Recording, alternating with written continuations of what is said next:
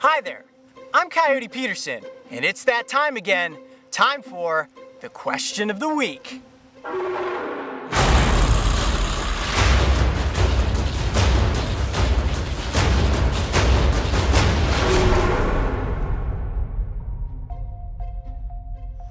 Hey everyone out there in YouTube land, hope you're having a great day. It's absolutely gorgeous here in Ohio. Really makes me appreciate answering these questions when it's sunny out.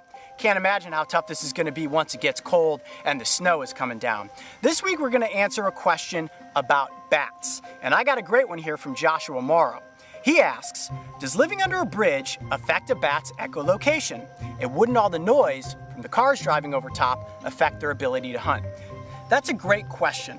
First, let's talk about echolocation. Now, this is also known as biosonar, used by animals like dolphins to also help them communicate and search for prey.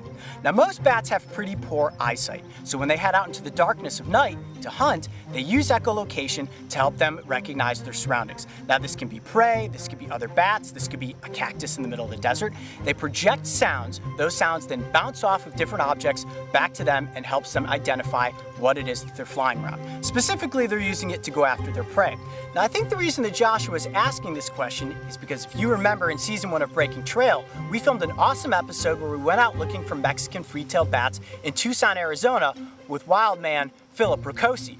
Now, where Philip took us was underneath this old bridge, and the bats were actually living up underneath the support beams. We got there before sunset. Looking up into the cracks with flashlight, you could see all these tiny little eyes and these little squeaking, mousy-looking heads. This was an awesome spot. When he took us out looking for bats, didn't think that we were going to end up underneath a bridge, but sure enough, as soon as the light started to get low, thousands of these little tiny Mexican free-tailed bats were dropping down from between the support beams and flying all over the place. They weren't hunting there, they were just warming up for the night, heading off into the darkness to look for their prey, and then once daylight would come, they would come back, roost, and get their nap. It was a really cool experience to see these tiny bats. It took me a long time, but I did finally end up catching one to get it up close for the cameras, and they're so cute. They look like little mice with wings. Now back to the original question, are cars driving over the top of the bridge affecting the bat's ability to hunt? Joshua, I'm going to say no, because I don't believe that the bats are actually hunting under the bridge. They're only sleeping there by day, and then as they drop out and fly off into the night, that's when they're actually doing their hunting. That was a fantastic question, Joshua, and I love the fact that it was from an older episode in Breaking Trail Season 1. Every video is fair game, guys, so don't forget to go back and rewatch some of those older episodes. I'm Coyote Peterson. Be brave. Stay wild. We'll see you next week.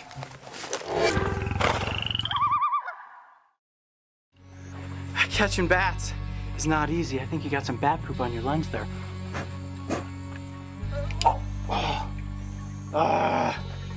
I got one.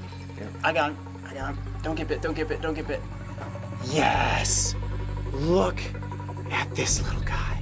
Only took me 10 tries, but that is the Mexican free-tailed bat. A little mouse with wings. Yeah. But my goodness, have you ever seen such a cute little critter?